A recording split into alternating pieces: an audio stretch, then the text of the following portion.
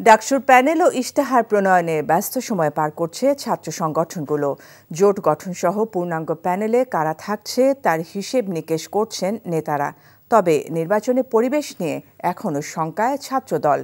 যদিও শুরু থেকেই সুষ্ঠু নিরপেক্ষ নির্বাচনের আশ্বাস দিচ্ছে বিশ্ববিদ্যালয় প্রশাসন। নূর হোসেনের রিপোর্ট। ঢাকা বিশ্ববিদ্যালয় কেন্দ্রীয় ছাত্র সংসদ ডাকসু হল সংসদ নির্বাচনের মনোনয়নপত্র বিতরণ চলছে। এরই মধ্যে ডাকসুতে প্যানেল ও প্রার্থী নিয়ে ব্যস্ততা বেড়েছে ছাত্র সংগঠনগুলোর।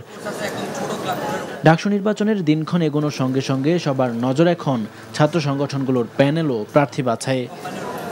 জোট গঠন ও যোগ্য প্রার্থী নির্ধারণে সংগঠনগুলোর মধ্যেও চলছে বিস্তর আলোচনা।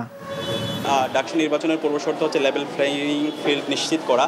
সে জায়গা থেকে বিশ্ববিদ্যালয় প্রশাসনকে আমরা বলেছি সকল অংশীজনদের যেন এখানে তাদের নির্বাচনী প্রচারণা এবং সিকিউরিটি এই বিষয়গুলো এনশিওর করা হয়।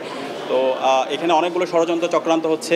এই ষড়যন্ত্র চক্রান্তগুলো মোকাবেলা করার জন্য এখানে যতগুলো অংশীজন আছে আমাদের সবাইকে একটা কনসেনসাসে আসতে হবে। শুধুমাত্র বামপন্থী বিভিন্ন সংগঠনের যারা কর্মী নেতা তারা নয়, তাদের বাইরেও যারা এতদিন ধরে বিভিন্ন রকম গণতান্ত্রিক লড়াইয়ে প্রকাশ্য লড়াই করেছেন, সেই প্রকাশ্য লড়াইকারীদেরকে সম্পৃক্ত করে আমরা একটা প্যানেল তৈরি করব। গবেষণা ভিত্তিক এবং স্কিল বেসড বিশ্ববিদ্যালয় রূপান্তরের জন্য ঢাকা বিশ্ববিদ্যালয়ের যত ধরনের ফ্যাসিলিটিস দরকার শিক্ষার্থীদের, এটাকে কেন্দ্র করে আমরা ইস্তেহার ঘোষণা করব।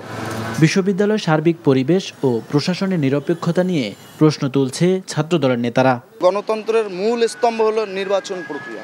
সেই নির্বাচন প্রক্রিয়া ব্যাহত হবে সেটা বাংলাদেশ জাতীয়তাবাদী ছাত্রদল কখনো বিশ্বাস করে না। কিন্তু নির্বাচনের পরিবেশ অবশ্যই সকল অংশীজনের জন্য ফলপ্রসূ হতে হবে এবং সকল অংশীজনের নির্বাচনী পরিবেশে অংশগ্রহণ করার লেভেল প্লেইং ফিল্ড থাকতে হবে।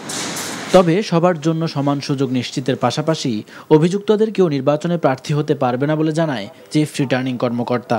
যাদের বিরুদ্ধে থানায় মামলা আছে, শাহবাগ থানায়, ছাত্র ছাত্রী সহ কোনো একটা পক্ষের বিশাল একটা অভিযোগ আছে, অভিযুক্ত যারা তাদেরকে চিহ্নিত করা হয়েছে। চিহ্নিত করার পর বিশ্ববিদ্যালয় সিন্ডিকেট তাদের নিশ্চয়তারা প্রমাণ পেয়েছে। ওই প্রমাণ ভিত্তিতে তাদেরকে সাময়িক ভোটার তালিকা থেকে বিরত রাখা হয়েছে। ঠিক আছে, তাহলে ভোটার তালিকা যে সে বিরত, তাহলে সে ক্যান্ডিডেট হতে পারে না, সে ভোটে দিতে পারবে না। মনোনয়নপত্র বিতরণের 4 দিনে ডাকসুতে ভিপি পদে 10 জন সহ মনোনয়নপত্র সংগ্রহ করেছেন 43 জন প্রার্থী। Nur Hossain, NTV news, Dhaka. Bundle থাকলে প্রতি সেনমানিতে টাকা বাঁচবে। বিকাশ সেনমানি বান্ডেল কিনে জিতুন প্রতি লেনদেনে।